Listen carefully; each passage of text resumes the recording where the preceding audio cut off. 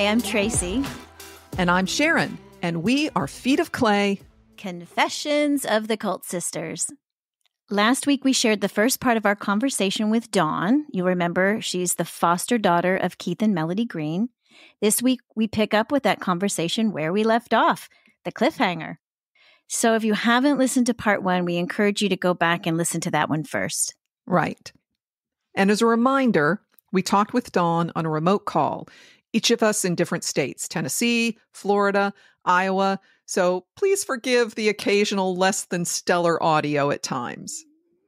I mean, that's a long way to make sound waves across 3 states. Yeah, the magic of technology. No Harry Potter references, though. I'm being good today. You are. So at the end, when we're signing off with Dawn, please stay tuned and hang around because we've got some more things to share as we kind of debrief this whole experience together. Let's rejoin our conversation with Dawn now. So after school, I was usually taking care of the kids. But I did have time to take care of the horses on the weekend because I did stuff with the horses on the weekend. You and I did stuff on the weekend. We did. Yeah. Yeah. Let's talk about that for a second because I remember. I was going to say, I think I have to jump in and ask a question because for those of our listeners who heard Sharon's interview with I Was a Teenage Fundamentalist, she talks about horses actually being an idol in her life before coming to Last Days and having to lay that down. And so now we're talking about a horse at Last Days. So you guys, can you fill me in on how that happened? Well, Keith told me when we were getting ready to move to Texas, or maybe it's right after we moved, he told me that he had promised Dawn that she could have a horse in Texas. Do you recall that, Dawn? I vaguely remember something about it. I don't remember exactly when. And you understood and knew a lot about horses. So I think you helped him, right? Yeah, so he had told me that he wanted to have a horse for you, for Dawn, and that he also thought it'd be a good idea to get a few horses so people could ride, because, we're out in the middle of nowhere in East Texas, nothing to do, nowhere to go for fun. And so he thought it'd be a good idea, something for people to do. And since I was the only one who knew anything about it, he came to me. And I remember being terrified when he asked me, because I had, gone through this whole thing of laying down my idols, and I made like this promise, I'm never going to ride a horse again, or I'll never, do that again, Jesus, because you're the all in all. And I remember going out and praying and crying and just crying my eyes out outside somewhere saying, oh no, God, don't do this to me. Don't, is this a temptation? Am I being tested? Am I, what is this? And somehow in that weird way that we would feel that God said something to us, which at some point we'll talk about what was all of that. I think sometimes it's just your inner deep subconscious talking to you. But it was this like voice that I heard in my head of, don't you think that I love you enough that I could give you something that would make you happy? And that was how in my head, I then was okay with helping to go find the horses. And I remember getting hold of some guys that had horses for sale, checking in the newspaper, asking around. And one of them had a Tennessee walking horse. And I had never ridden one, had never been around one. I had this equestrian prejudice against gaited horses, which is a whole other thing. Like I can ride a trotting horse. I don't need something smooth and gaited. But then I got to thinking, well, maybe folks that don't do a lot of riding, it could be good. So anyway, we got a few horses. We got this one tall, black, beautiful Tennessee walker, Dawn, that was to be your horse. And I can't remember what his registered name was, but we got him onto the farm and said, hey, Dawn, this is your horse. And you named him Prince Caspian. Yes, you did. It was great. It was great. Yeah, he was awesome. He was an amazing horse, and he was a comfort to me because I felt lonely and I felt like I could hang out with my horse, and he was such a good horse. I could ride him bareback with a halter, and he was just awesome.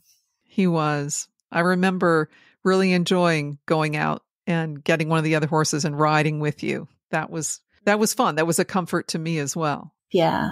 Yeah. There was something beautiful about that. Just, horses are just, horses. They're just part of nature and a part of life. There was no judgment. There was no, you're not doing this right. You're in sin or anything coming from the horse. The horse was just enjoying life and we're enjoying the horses. And so it was like a break from all of the doom and gloom and the oppressive feeling that I think a lot of us felt living in the ministry. Well said. Yes. Very well said. And would you say that was worse in California or worse in Texas, or about the same as far as that heavy sense of spiritual doom and gloom? I think it was worse in Texas. And I don't know if maybe it was because I was getting older and it was harder, I was just getting tired of it. But just continuing to try the best that I could to be the best Christian, and hopefully God will accept me when I die. God, how depressing is that, right? Hoping maybe I'll get into heaven. Keith doesn't seem to think I'm good enough, but maybe God will. So it was, it was a difficult time. I remember with the little house, Martin and I would come down there in the evenings. I can't remember if it was mostly weekends or whatever, but I remember coming over to your house and staying late night watching SCTV, or we'd have video movies, or we'd play Risk. And I was just wondering, on nights that we or other people weren't there, did you guys do that kind of thing as a family? Did you play games together? Did you watch shows? I remember watching SCTV.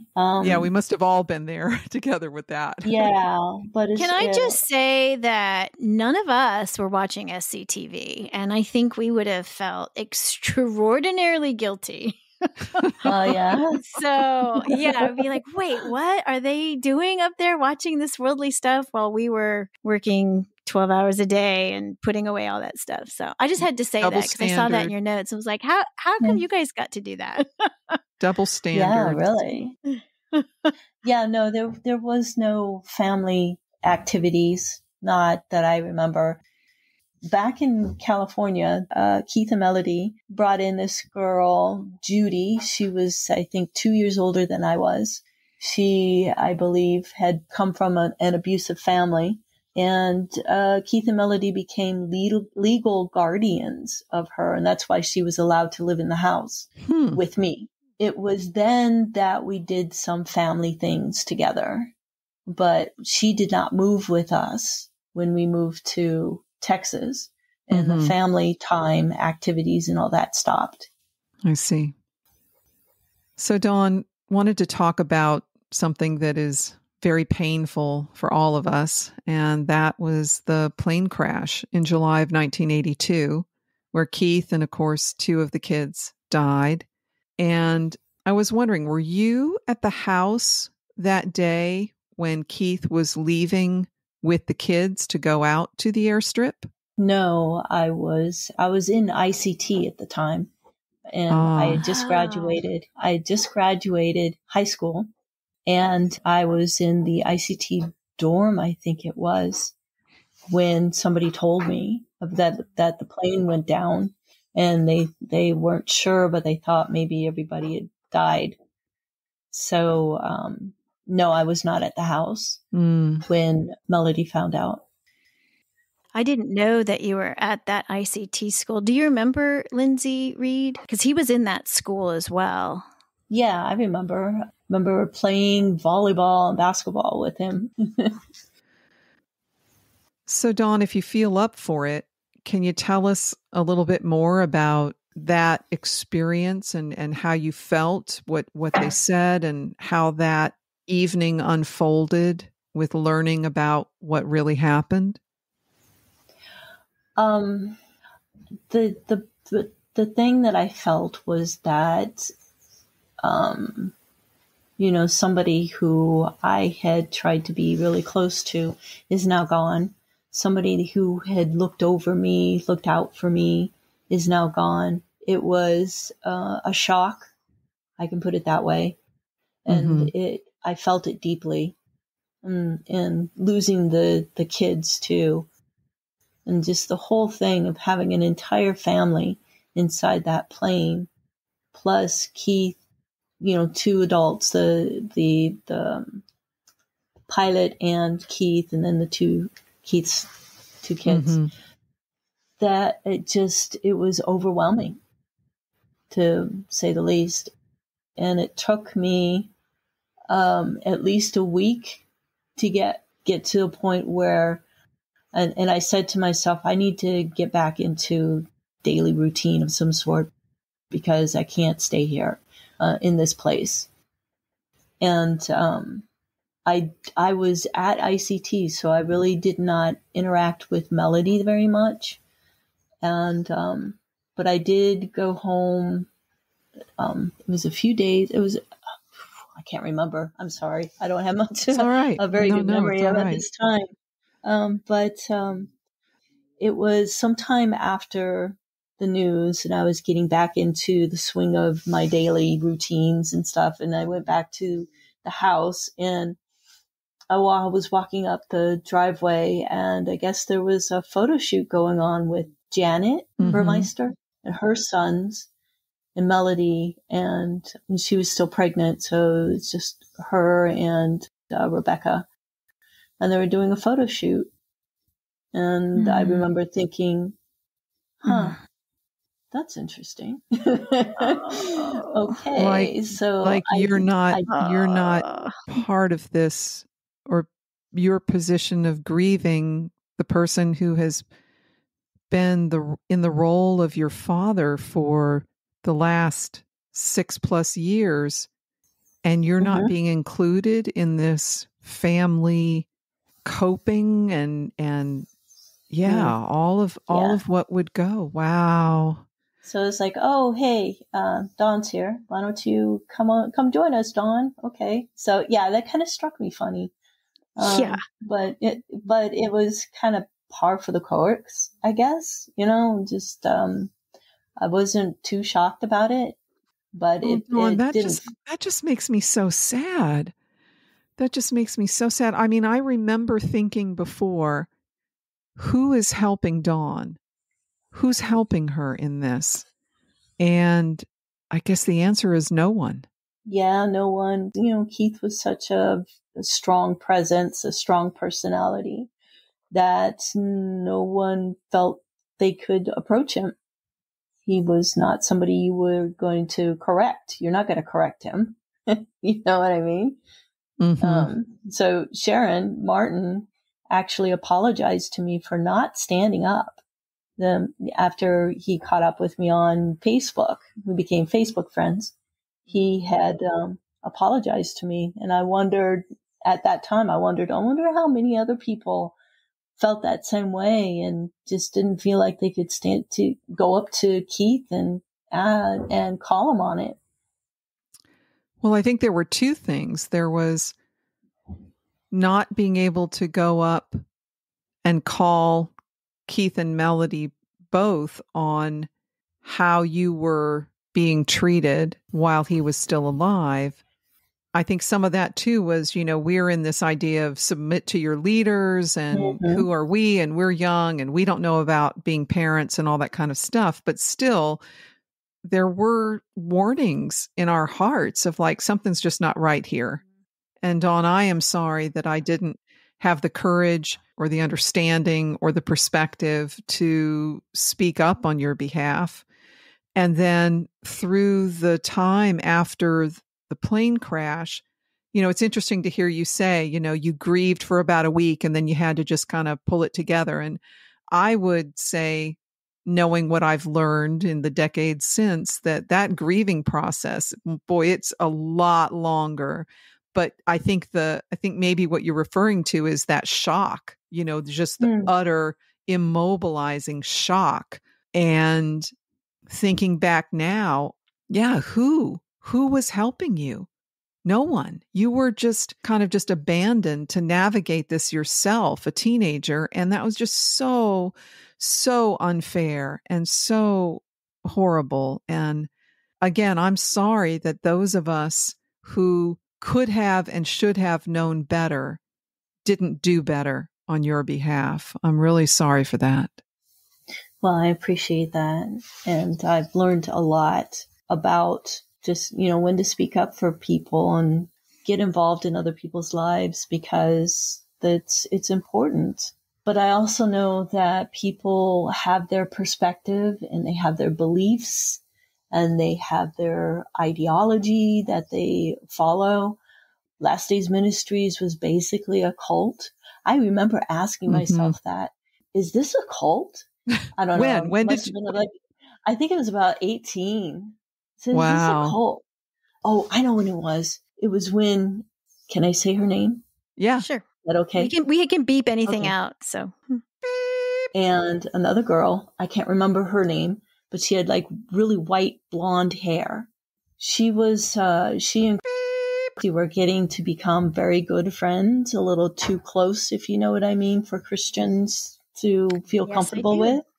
And so I don't know if you remember that, but Keith had the blonde girl leave because they were getting too close and it was becoming a little bit lesbian.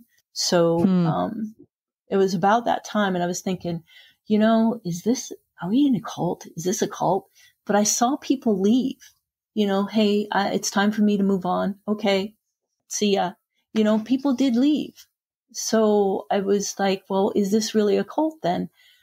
But I was listening to an interview with a ordained minister who was talking about cults.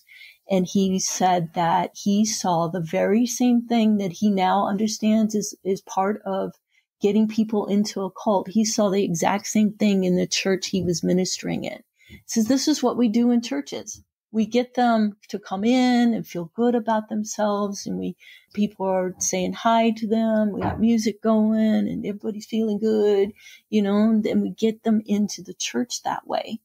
And that's the same thing with cults. And I'm thinking, wow, Last Days Ministries was a cult. Absolutely. Yep, it was. And my sister used to call me all the time to ask me that question. And that was one of her questions is, can you leave? Is there a fence around? Are you prevented from leaving? And I think now what we've all learned what cults do is they basically make you a prisoner of your own mind and your own beliefs. Absolutely. So yes, you can physically leave, but that sense of guilt and shame and walking out on God and abandoning kind of your most holy responsibilities, that's the hook that keeps us there. Right.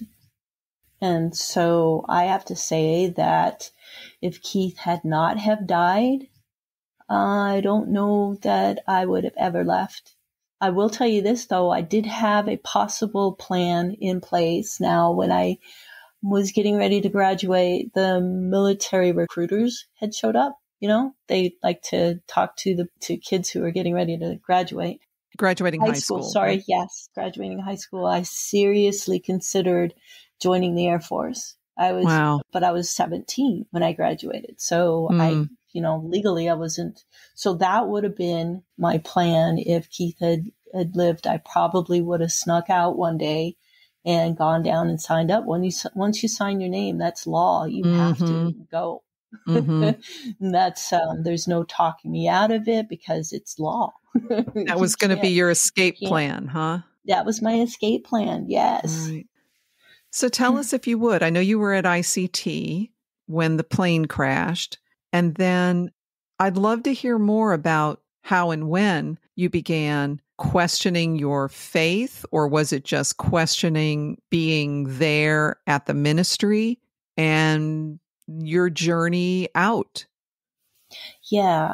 So, like I said before, that I started having better friendships, deeper friendships, more interconnection with people after I graduated high school. So that helped me during my staying there and continuing on and working for Last Days. And I knew that I needed to move on. I knew I needed to get on my own 2 feet and get away from it. It wasn't necessarily that I needed to stop being a Christian, but it was that I needed to get out of there. Part of it was because it was so oppressive, and I felt like it was a grind, like I was chained to it, and I wanted to live on my own, but I was not ready for that. I had not been taught how to live on my own. How do you get a job? How do you open a bank account? How do you buy a car? I had never done Just any of those things. real life stuff, right? Yeah, Yeah. no real life stuff. I had not been taught because Keith made it very clear that going to college is a waste of time and money. You need to be, if you're going to be a good Christian, you need to be a missionary, or you stay at the ministry and continue on. That's what a Christian is supposed to do, and have babies for God. Don't forget that. Have babies for God. Oh, I got to tell you something. I was 17 and I think I was going up to the ministry. Keith was coming down to the house, and it wasn't like, hey, how you doing? It was, he stopped me and he says, I know why you want to get married. And I just looked at him and he said, you want to get married to have sex? And I'm like, all right, whatever. But that was not the reason why I wanted to get married. I wanted to get married to get away from him. To get out. Yes. Yeah. That would have been a way out. Was there any like what made him think that you wanted to get married, and had you had anybody in mind? I had no idea. I never told him I liked anybody. I wasn't, I didn't say, I'm interested in so-and-so. I wasn't allowed to date anyway. I was not allowed to date until I was 16. Then right before my 16th birthday, he says, you're not allowed to date till you're 18. Well, I was 17 when he had this conversation with me. And I just like, I don't understand this. This is out of left field. Like I said, he didn't say hello or anything. It just, I know why you want to get married. You want to get married because you want to have sex. Oh, gosh. Whatever, dude. No. You were in ICT when you got the news. Do you remember who your group leader was at the time? At ICT? No, I do not. Okay. Because I think for me, watching on, I was very aware of you and your pain. And I think that there were many of us who were, because we got that you spent a lot of time over there. And even, with, your feelings with Keith, absolutely. But this, Josiah and Bethany, I mean, our hearts ached for knowing what pain you must be going through. And I remember consciously thinking, well, I'm hoping that kind of counselor relationship at ICT is good for her, that she has someone that she can lean on and open up to and talk to, and that they take care of her there. And it seems that absolutely didn't happen. Well, it was that sort of stuff, Tracey's like totally above the pay grade and scope of anyone. I mean, come on. We're a bunch of kids. We don't know what the fuck we're doing. We're trying to look at Bible verses and thinking we can find the answer for every single thing somewhere in this thing. And so, oh my God, we didn't know what to do. Yeah. Yeah. I mean, well, I was a counselor in ICT for many years. And when people did have a grief that struck them, there was sheer, and it could be your background and where you came from, but there was some people who their sheer human compassion did come out. And I guess that's the staggering realization that I'm having here, is that there didn't seem to be an avenue for, I know that because people have reached out, is Dawn okay? I think there were several sisters that probably would have loved to have reached out, but didn't think they could, or didn't think it was their place, or maybe thought you were getting the care that you needed. I think you're right about that. And I think we all would have assumed that Melody would be there because No, that was not, she was not there for me for that. But I vaguely remember somebody just asking if I was okay. So it wasn't like they were totally shunning and ignoring me. But, I mean, we were all young. We didn't know what we were doing. And I don't think anybody was in a position or had the training to talk to somebody who was grieving, Right. But Tracey, you are right. I mean, there were a lot of folks that did have decent compassion and empathy and would have wanted to reach out and offer consolation or a shoulder to cry on, but we probably all felt that it wasn't our place. Correct, because the leadership structure was so ingrained in us, that you stay within your boundaries. And I would just say how my brain would have thought absolutely crazy now, but she's in a school with a leadership structure. And so there are people there that can help her through this. It wouldn't be my place. And her mom is Melody Green. And her mom is Melody Green. I will say, however, and this is the part that I know we're trying to, be as kind as we can. And I think in the whole, we all have cut Melody a lot of slack because that is a terrible grief and a terrible loss. And nobody wants anybody to have to go through that. But, my mom at the time was in a coma. And I was 18 when she ended up going into the hospital while I was there. And so I was on the phone a lot with my dad during his grief. I was grieving. And I actually became pretty good friends with Janet and saw how she was grieving. And I did think that Melody was not there for you. I could see that. And even though there was always a part of me like, well, maybe I'm judging a little too harshly because I don't know all the ins and outs. But it was my impression that you completely got abandoned, that you completely got neglected, and that her grief kind of trumped everybody's grief.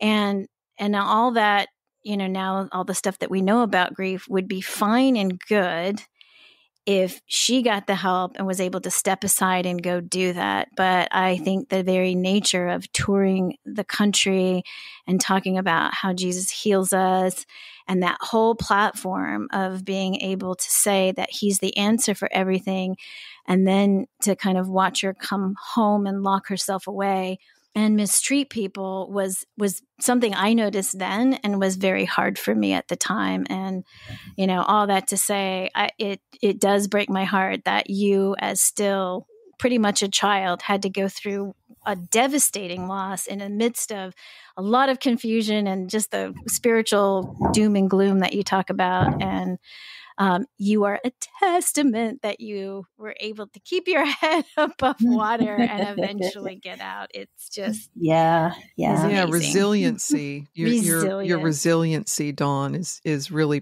pretty astounding. And so tell us more about how you began to get yourself unencumbered and extracted from the crazy.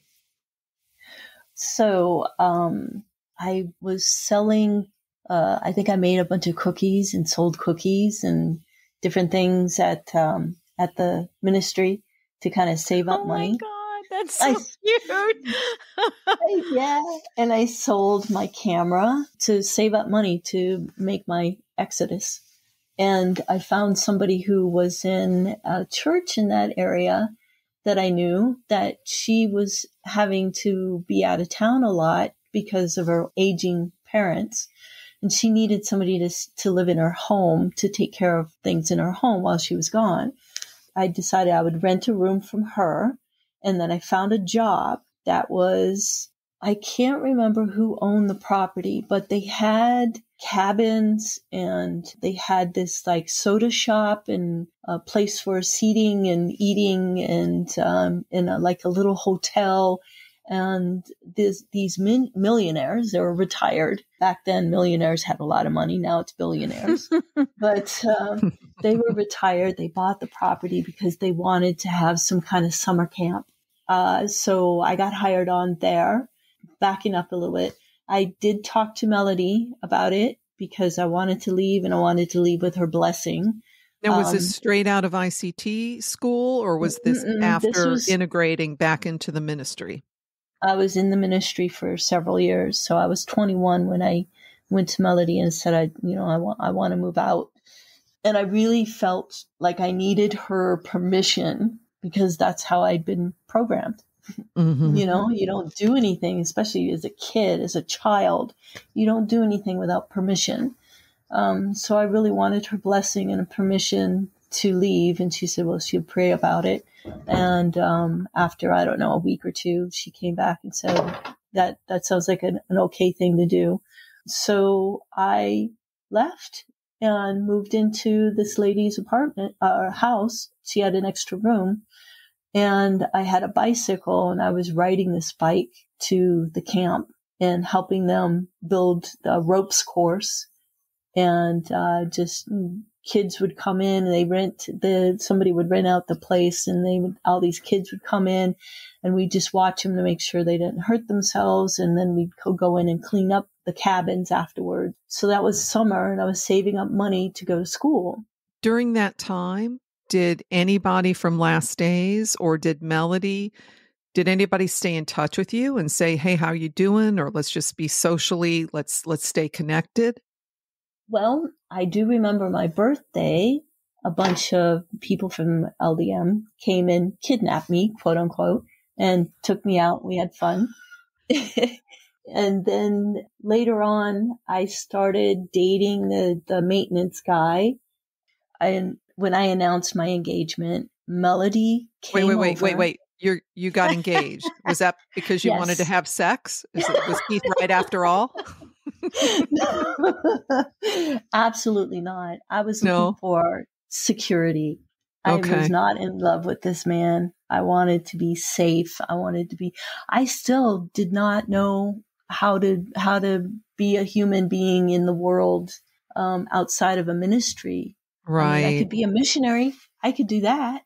Yeah. But, I don't know how to open a bank account and stuff like that. So it took me some time to learn that. And I was scared out of my mind because I was afraid if this summer camp doesn't work out and I need to find another job, am I going to be able to find another job before I run out of money? Right. So I interrupted you. I'm sorry. You started to say something about talking to Melody about it. Well, and before you go into that, just for our listeners, and you are out in East Texas, which, the closest town is a good 40 minutes away. So it's not just easy to go pick up a job. You're pretty much out in the middle of nowhere. So, and I don't have a car. Yes. I have a bicycle. So if this job doesn't work out, what do I do then? Wow. And I will tell you this, that Melody helped me buy a car. That's great. Yeah. So coming up on, I wanted to go to school. This was during the summer, and I didn't have a way to get to school. So she did help me buy a car. I had to fill it up with gas every day. This was not a good car. But is that because you drove so far around East Texas, or because there was something wrong with the car? It was something wrong with the car because it was only a 20-minute drive, I think, if I remember right, 20 minutes, 30 minutes to school, to Tyler. So I thought it was weird that I had to fill it up every day, but it was all I got. So, and then when I announced the engagement, she came over and picked me up and drove me around for, I don't know, an hour or so, and just talking to me about getting married and stuff like that. No, see, you guys were like match made, Keith did that with you guys, well, with you me, guys get married. With me, with you he did. Anyway. Yeah. There was none of that with me. There was, you're not dating until 16, and then he changed it to 18. He didn't have anything like that for me, which I thought was kind of okay. He was being very protective. I was going to say stop the presses, but that would just demonstrate how old we are. So maybe I can call this breaking news. What do you think, Tracey? I think breaking news probably will resonate with more of our listeners. Yeah.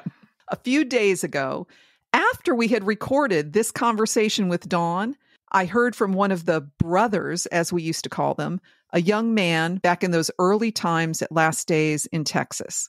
And he shared with me that Keith had a talk with him very late one night, trying to set him up in a match between him and Dawn. What? I know, right? I know. Oh my. And then as I looked, kind of looked at the calendar and thought about the timing of all of this, our best calculations is that would put Dawn at barely 16 years old. And this young man was probably close to 20. So she's clearly a minor, and he wisely steers away, way clear of that suggestion from Keith. That's so crazy. I know. But this is also really interesting because now I'm thinking back in what she just said in the interview where you just heard it, where we paused, folks, in light of what she's saying about how at first Keith told her she could, quote, date at age 16. And then he pushed it back to age 18, maybe because the match he was hoping would work wasn't going to work out and he needed more time. And of course, who is she going to date? Who is she going to be allowed to date? Almost certainly it would have had to have been someone in the ministry. So anyone still holding on to that illusion that all of Keith's matchmaking was just cute and fun and harmless, just let that sink in. Yep. Let that sink in. Okay. Back to our regularly, I can't even say it. Okay. Wait, let me try again. And now back to our regularly scheduled program. But I don't know if anybody knows this, but he was talking to somebody setting up an arranged marriage, like they do in the old days, arranged marriage with Josiah. He was going to have Josiah marry this other, I can't remember who it was, but this person's daughter. And I thought that was very weird. Wow. Why would you do that? Wow. So yeah, he was working with this person, setting it up, when they get a certain age, we're going to have them get married. Weird. Very weird, but also biblical. True that. So yeah, she kind of lectured me for about an hour and I didn't say anything because, I'm not going back to the ministry.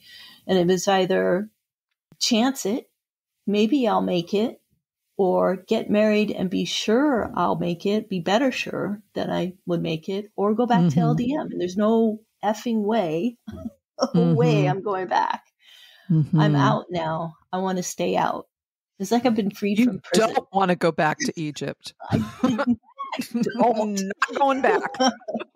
You can keep your leaks. I'm not. I don't want that anymore.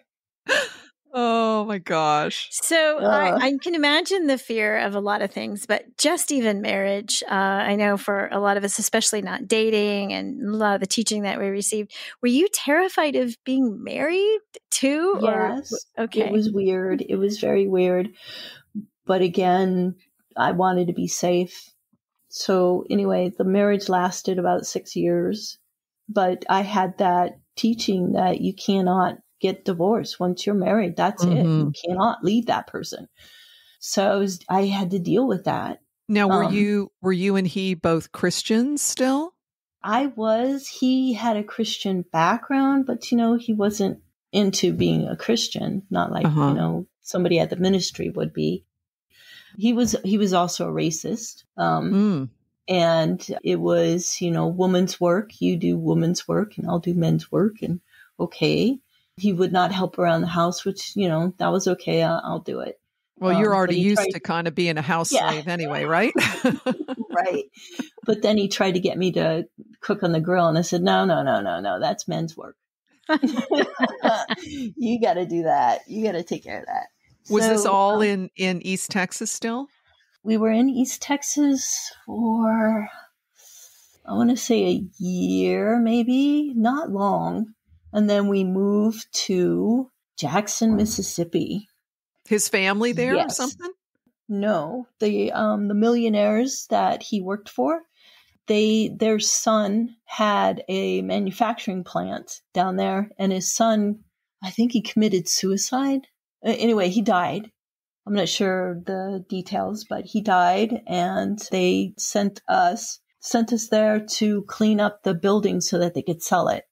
Oh my God. So, yeah. But we were there for a year. I was about 26 years old when I was in a vehicle, in a truck, and he was driving. I was looking out the window, just kind of talking to myself, thinking about things. And, I was thinking about Christianity and the whole going to hell stuff. And why would a loving God send anybody to hell? And I just didn't understand that. It just was not clicking in my head. as being good, as being right. So I decided, you know what? I have to let this go. I have to let Christianity go.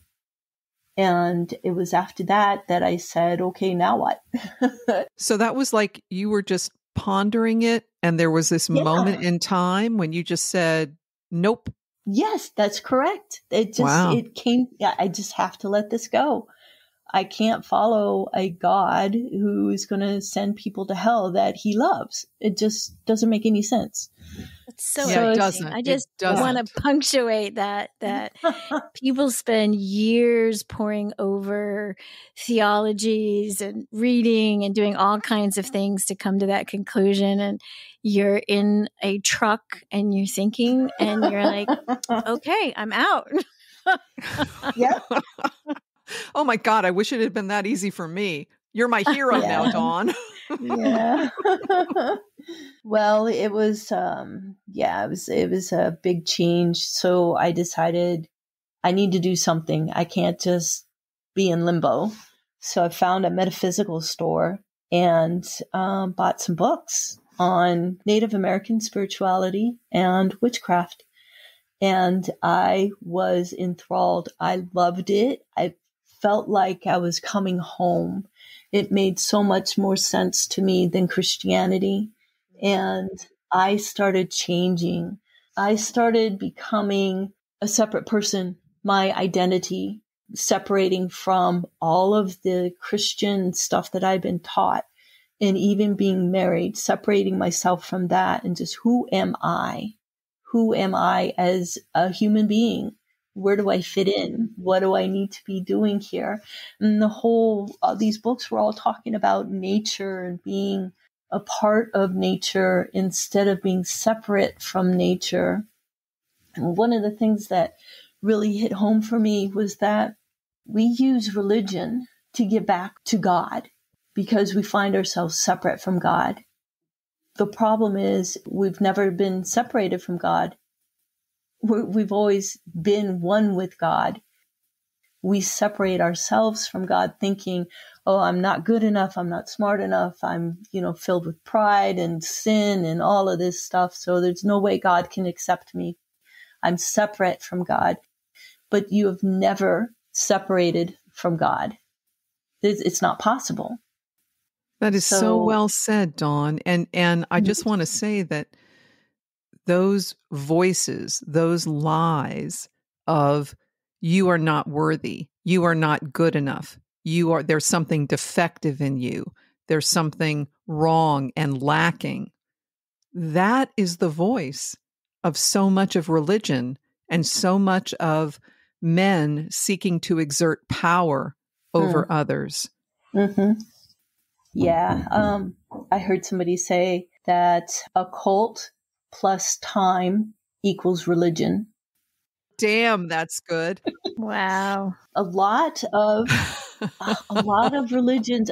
I'm telling you, if you look at the history of different religions that when they started were beautiful, were effective and loving and compassionate. And then something went sideways. Somebody got in there with their ego, their power hungry kind of attitude and control freaks and stuff. And so I think a lot of these religions, when they started out, I mean, when Jesus started out, he was just telling people about how they can free themselves from the law, the law of the Torah and of the Old Testament, and they can be free, that they could do anything that he did.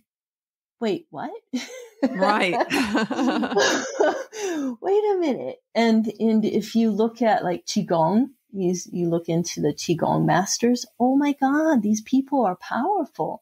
But you don't hear about them because they're not parading themselves all over the place, because part of it is keeping your ego in check.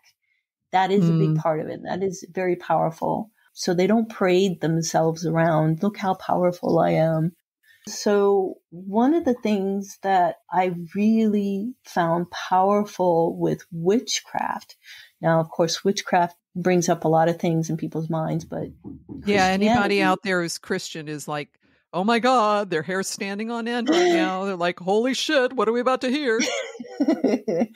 But Christianity has twisted a lot of witchcraft, what witchcraft is about, in an effort to make people afraid of it so that they stay in the church or they come to the church. It's a way of getting people away from your competition, come to you instead of your competition. I'd love to hear from you, Dawn, like a summary, like if you were to summarize what you believe and the principles or the things that guide you in your belief and in your practice of your life, how would you describe that? Basically, I am God. You are God. We're all God.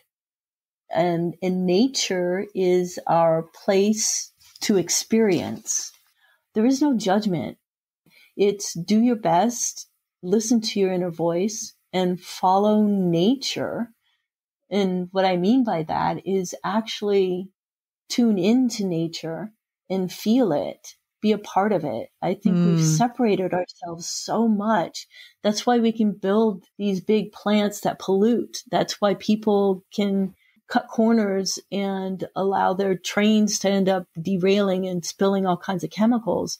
That's why we put chemicals in our food that is not good for people, because we're separate from nature. If you're one with nature, you're not going to do that stuff. Right. Profit is not going to be more important than protecting the environment. So it's more about understanding who I am and being intuitive and really tuning into my intuition to guide me, and that there are spirit beings that I can trust. And I know I can trust because how they feel, and I can communicate with them and get information from them. And this is, sounds really woo-woo and out there, but it's something I've experienced many, many times. If I'm totally tracking with you, Dawn. I mean, I think what's different. So like, I don't have all the answers now. There was that time in my dedicated Christianity when I thought I had all the answers, and I don't have all the answers. And I have uncertainty and questions. And I have found a sense of peace with that is beyond any peace I ever had when I was so certain. But the thing that has remained is a sense of connection with some transcendent wisdom. And I don't know exactly how to describe it or define it, or to say, is that the thread of the universe within me, within my soul? Is it the connection to other beings and other parts of just the universe, material, whether animate or inanimate? I don't know. And I don't know what the names are. And I think that is the challenge that those of us who are on a path where we desire continued enlightenment and self-awareness and personal growth, we have these experiences, and we may have different names for them. We may call them different things, but I think it is a very interesting phenomenon that resonates as being the same thing, no matter what you're calling it. I agree, definitely.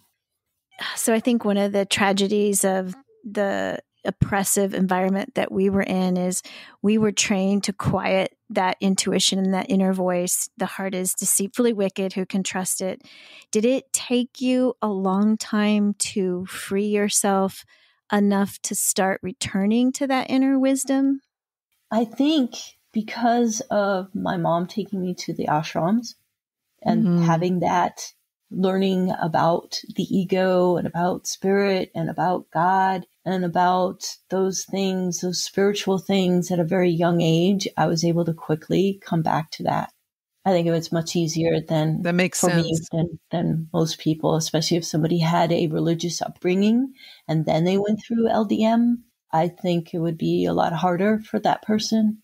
But I think it was fairly easy once I picked up those books and I recognized it. I realized this is where I need to be. So it led to a divorce. Things got really bad between my ex and myself because I was changing. I was changing radically and I was changing fast. I got a job, I got a separate bank account, and I was looking at school again because I wanted to go back to school. And he did not like that, and he was very upset. And I was starting to meditate and spending time in meditation, which meant I took the extra room and closed the door, which totally freaked him out. He was threatening to take the door off the hinges so I couldn't close it. Oh my gosh. Yeah, he was getting abusive, and I needed to get out, so I did. Yeah. But by then I had figured out how to get a job, how to open a bank account, and take care of finances and take care of myself. So I did it. Good for you. And I've dated other guys that did not understand when I closed that door and I was in there. They did not understand that. They were upset with that. And I realized if I'm with somebody who doesn't understand that, I'm not with the right person. And Skip is totally okay with that. He does things on his own, meditates and stuff like that. And I do too. And he's perfectly all right with that. And Skip is the man in your life now? Yes, my soulmate. Nice. We get along very, very well. We're two peas in a pod. Good for you. Yeah. And how long have you been with? Oh my gosh. Let's see. Since 2002, 2001. Oh, long time. We started dating 2001. I moved up here to Iowa 2002. And then I moved in with him, I think 2006. Right. That's what it is. So we had a 1 year long distance. I was in North Carolina. He was living in Iowa. And after a year, I said, you know what? I think this is going somewhere. Let's talk about, what are we going to do next? So I decided to move up here. His family's up here. But we didn't move in together right away. So he's very independent like I am. So he understands me. It's a good match. Yes, definitely. And career-wise, tell me what you're up to these days. Okay, so I did graduate with 2 associate's degrees, one in mechanical engineering and one in industrial engineering. And you're a math girl then, aren't you? Trigonometry out the ears. All right. Yeah. So out of school, I was working for a company that made implants like knee replacement pins and things to reconstruct somebody who had been in an accident. Yeah. So I was doing quality control there. And I had sent my resume into a company called Bell and Howell. I had worked on their machines before. I'd done maintenance on their machines, and I was trying to get into their engineering department in North Carolina. I was in Tennessee at the time. They got my resume. They flew me out there. They paid to fly me out there. That's great. And interview. And I was ecstatic. I was like, oh my God, this is amazing. So I went around and interviewed with everybody. And then about a week later or so, I got a phone call saying that they wanted to hire me. That's great.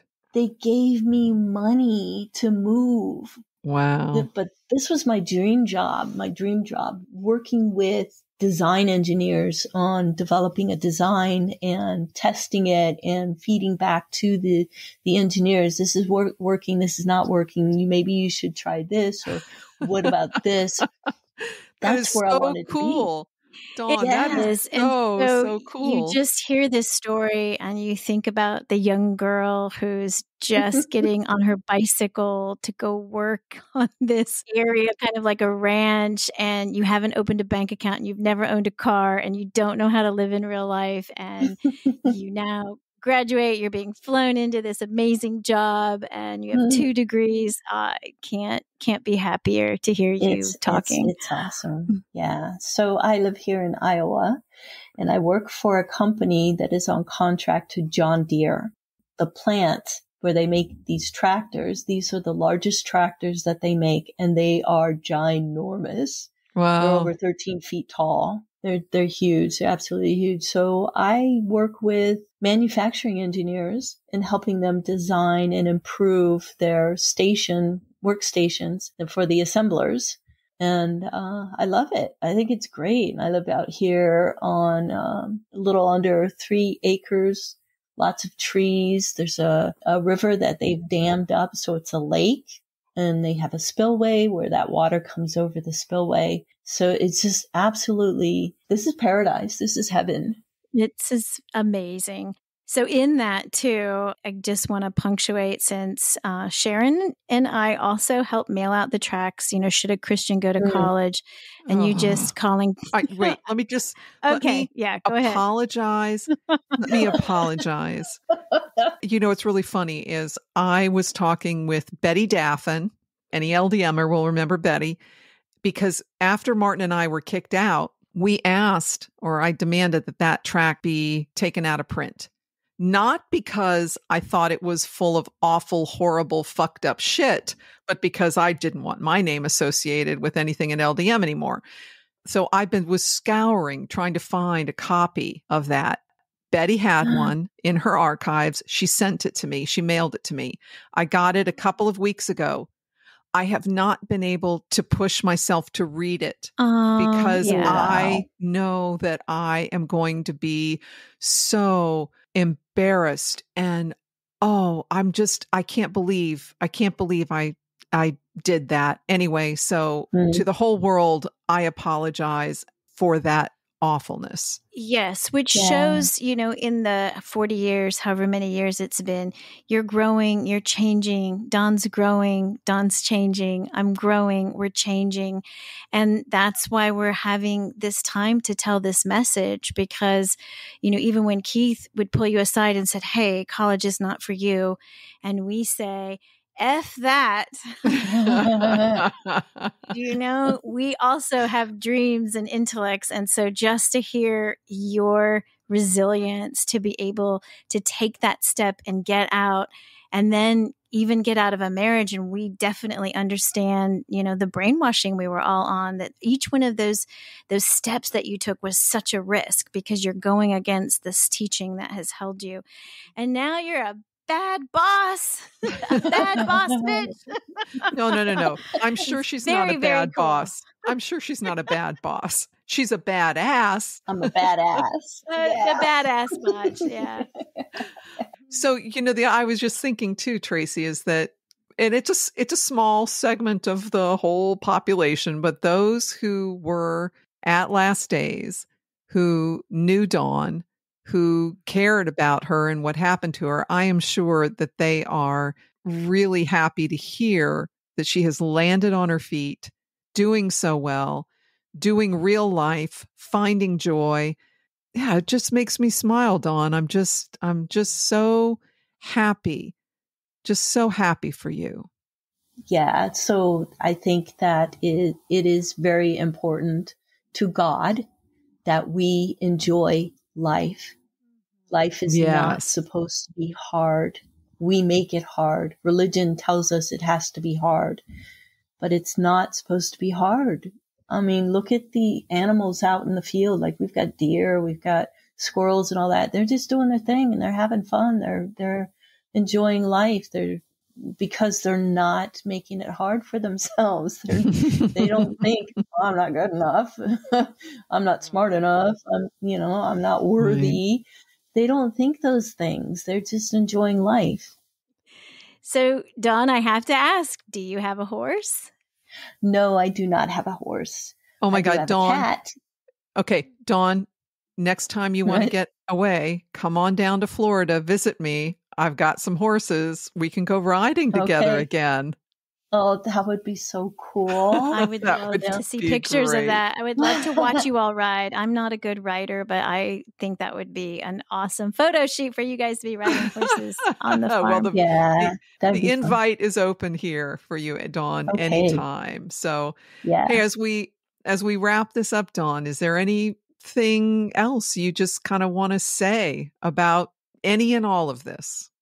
Well, there is one more thing that I want to say, that I really pushed myself to get out and be functional, and I was able to do that, but I still had a lot of fear and a lot of worry and a lot of I'm not sure of myself and the I'm not good enough and stuff like that was still there. I learned social anxiety from Keith and Melody. I felt like I couldn't trust people. Like maybe they were going to accuse me of something and then punish me, Oh, And so I was scared of yeah. people. And I really pushed myself and pushed myself. And I finally got to a point where I'm functional. I can do it. I can ask somebody what time it is. I can ask somebody for change and not feel so overwhelmed with fear. I'm able to do that, but I still felt it. So I got into life coaching, and I hired somebody who teaches it, and he brought me through his program, and then he taught me how to help other people. And that blew my mind. It freed Wow. me from the subconscious programming that kept telling me I wasn't good enough, I wasn't smart enough, and I had to be afraid of people, and I have to be powerless to be safe. And that's something I learned from Keith. I was not able to have any kind of power or any say over my life. And if I did, I would get punished. So Well, I had to wait, be was that powerless. so you couldn't have any say over your life because you would make bad decisions? Well, I'll say this, that Keith told me that he did not want me, because I was into acting and choir and stuff like that. And he did not want me to get into the entertainment business because I would fall into sin. Not I might, but I would. So he had no confidence. So no, there's no going to college. There's no leaving and going out on your own because you won't make it. That's the attitude. And so I didn't believe enough in myself because he didn't believe in me. Oh, man. So what am I going to do with that? So I still had that belief, and I always had a bad attitude because I wasn't happy. And so he called that a bad attitude. And so I didn't get my allowance a lot of times because I didn't have happy attitude. And that taught me that money is power, and I have to be powerless to be safe. And it ruined my ability to stand on my own 2 feet. So I had to really push past that. But this life coach changed my life. And the biggest thing I took away from that is nurturing my own emotional needs. And when I did that blew my mind, because now I realize I don't need anybody to behave any way in order to make me happy. I need to make myself happy, and then everybody can behave whatever way they feel comfortable and want to, and it's not going to bother me because I'm nurturing myself. I don't need anybody to make me happy. I'm making myself happy. And so people won't disappoint me. People won't let me down because I don't need them to take that space in my life. I'm doing that for myself. And that my confidence, my self-confidence just went through the roof. And now I can get among people and I feel comfortable. I feel confident, and I feel really strong as far as who I am and where I am in the workplace. And I can confront people. I can say, hey, I'm not sure about this. I don't feel good about it. And not be confrontational, but you know what I mean? Bring something up to somebody, say, hey, I don't think this is right about what we're doing here. And, I can do that now. I don't have to feel powerless. I don't have to be powerless. I can stand up. I can speak up, and I'm not afraid. And that's just beautiful to hear of you being able to connect with your inner self, your inner beautiful self, and all the freedom and power that you deserve to walk in. And that is really, really cool. Yeah, it is. And I'm really glad that we connected because, Sharon, when we were in LDM, you seemed very serious and heavy. And now you're light and you're laughing. And I don't remember you laughing very much back then. Yeah, I don't think I did. I don't think I did. Unless I was out with the horses, in which case I was just in my own little private world like you were in your private world with the horses, because that was a safe and fun place to be, and that didn't involve other people. So, yeah. Yeah. And there wasn't a lot to laugh about. I mean, we are so sinful and the world is all going to hell and it's up to us, right, to save the world. And so, Right. I mean, I have pages of my journal where I'm trying to have a sober spirit because that's a mark of godliness when you have a sober spirit. So, Yeah. yeah, there wasn't a lot of laughter going on. And No. I am so glad to hear that you found your voice. Mm-hmm. Yeah. Yeah. I was going to say, it's really good to hear from you guys that you're in a good place now. Yeah. I'm so happy. Makes me happy. Thanks, everybody, for joining us. This has been super inspiring for me. We are going to put some pictures up of Dawn and Sharon riding some horses. You can find those on our Instagram page. Dawn, I just want to say again, thank you so much for joining us. Really appreciate hearing from you. And we're going to have to stay in touch and not let it be another, 30 years before we talk again, right? Thanks, you guys. I really appreciate doing this. Thank you, Dawn. So Tracey, that was a lot to digest. Mm-hmm. And we've actually had several weeks since we had our first call with Dawn.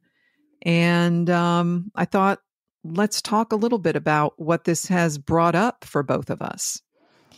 Well, the first thing is like, what is it about these high-profile Christian leaders that have such abusive relationships with their household staff and nannies? Mm-hmm. I mean, it's a typical thing that you see in all of these big mega church organizations when they fall.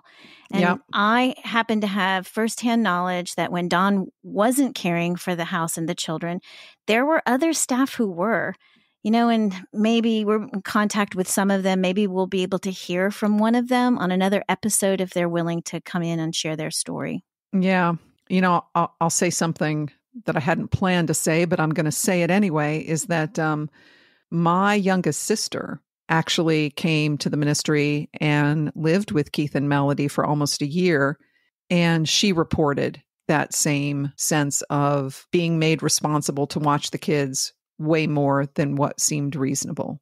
And and it's a telltale. Go ahead. It's a telltale sign in all of these other big ministries and big leaders. It's something that they all share in common, which we were not alone. It's kind of like this servant mentality, like master servant, like the elite should be served or something like that. I don't know.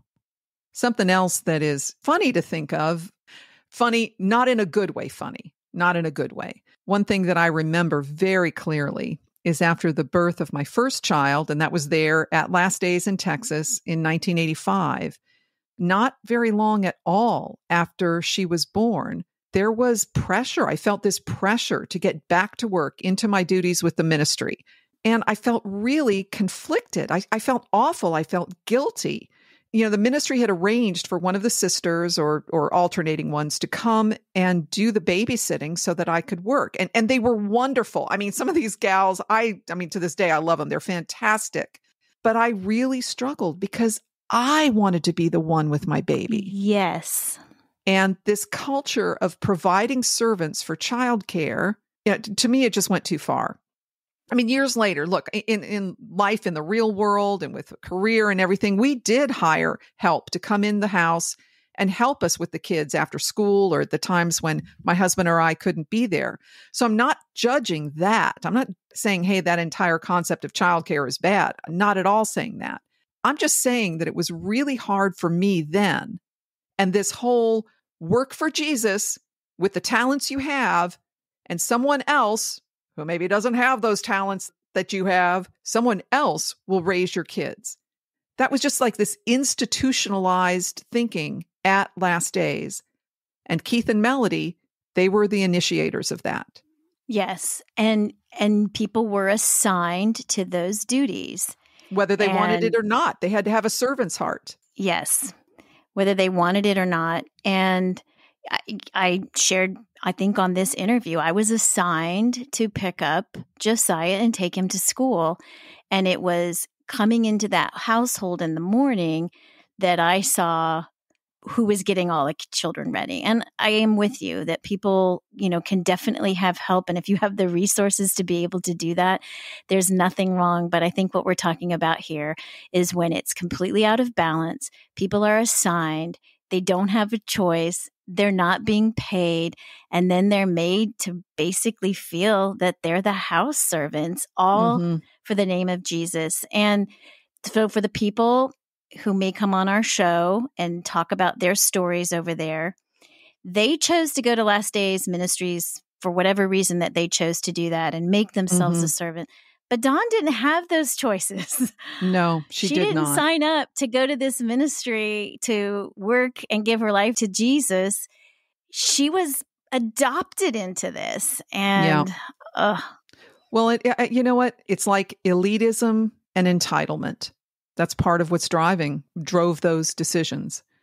Another thing that really hit me hard, I was thinking about the psychological and emotional neglect that Dawn experienced. She did not have warm, loving foster parents to really help her and encourage her. Then add to that this devastating event of the plane crash, where the only two people in Dawn's life that she really had bonded with, that was Josiah and Bethany. And they are just taken and gone in an instant.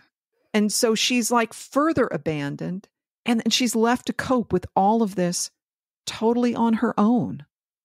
Yes. And I think, as you said earlier, our intuitions and the things we were detecting were real because it was clear to us then, and even in hearing this now, that Melody was not in a healthy place after the plane crash. And I get it. It's very understandable. She experienced a tremendous loss. Of course. I mean, you and I, Tracey, we're mothers. The idea of losing children, I mean, I can't even fathom it. I can't fathom that pain. But she was standing on a national platform. Global. Let's call it a global platform. That's what it was. Global platform, proclaiming from city to city the healing power of Jesus and how he can get you through anything, while she was walling herself off more and more and not living what she was proclaiming. And actually neglecting and abandoning emotionally the daughter brought into her home to raise. Yeah, and she was the adult in this situation. So she definitely had a deep network of friends. She had access to resources that Dawn just did not have at all. And I get it that you're in deep grief, but you are able to tour, you're able to get up on stage, and yet you didn't seem able to find the resources to help Dawn through this. Right. This level of abandonment, honestly, Sharon, is staggering to me. It is. And I feel like I just got to come out and say it, because I know we've all been trying to cut slack, and I'm the first one. I don't want anyone to feel the depths of this pain, and I don't want to pile on to that. But Melody wrote a book, and even years later, she added some updates, and she never acknowledges any of this.